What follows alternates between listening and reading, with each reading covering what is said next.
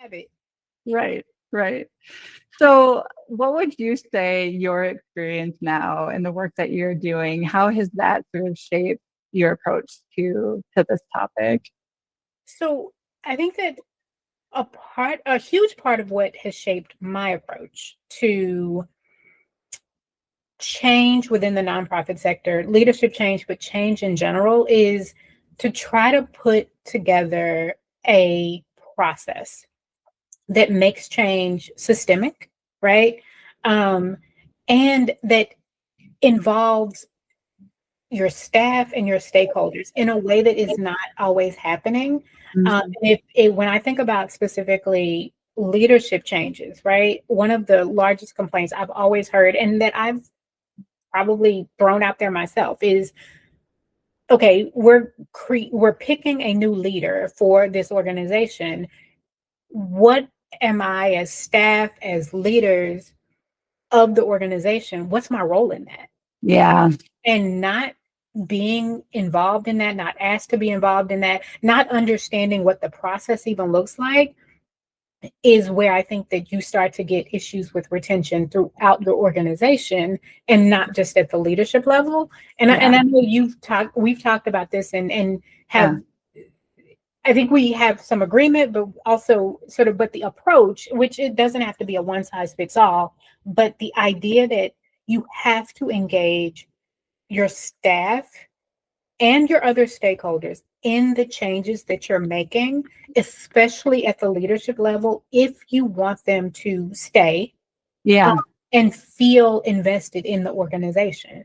yeah, 100%.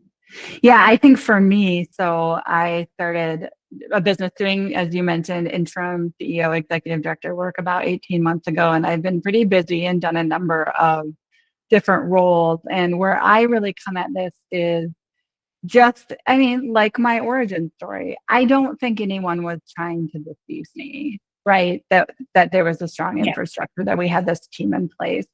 I think that they just didn't know. yeah, And I think that we're coming off of this very, I don't know if anyone would call it comfortable, but like a several decade approach to board governance in which we keep the board members out of the weeds completely and we mhm, just keep them in a policy role. And we can talk about that. I think we need some other models. I think there's strengths and weaknesses. I definitely don't want the board in the management weeds, right?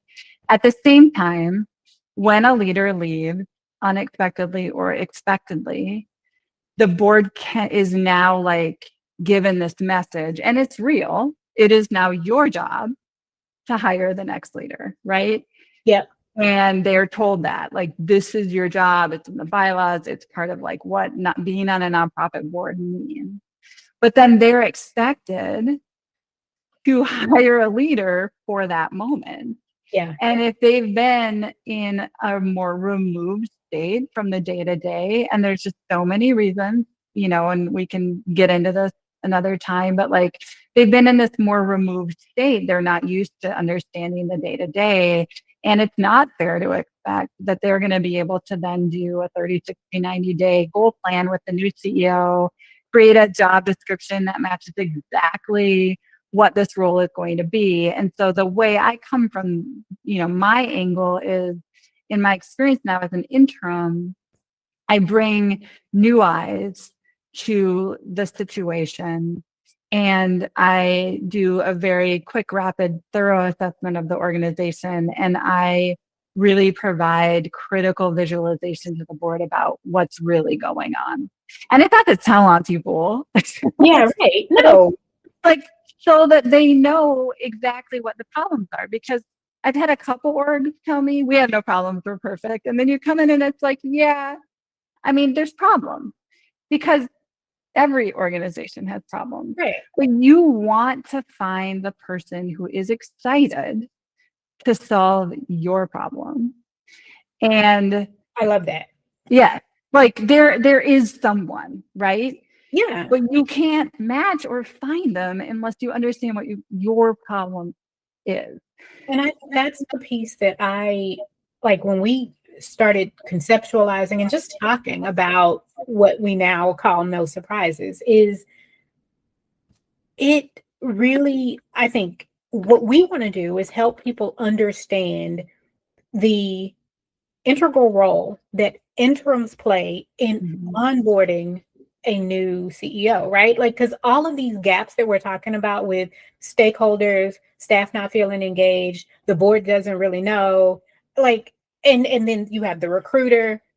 Like, Mhm. we're not trying to replace any of those roles. What No. we're trying to do is come in and say that for a 6 month, 9 month period, let us help you bring all of these concerns, all of these perspectives together, do some assessment so that you understand what you're dealing with. And now you can actually make solid decisions about recruitment, about, look, here's what you really need in a new leader. Here's some of the things that need to be fixed before the new leader even gets here.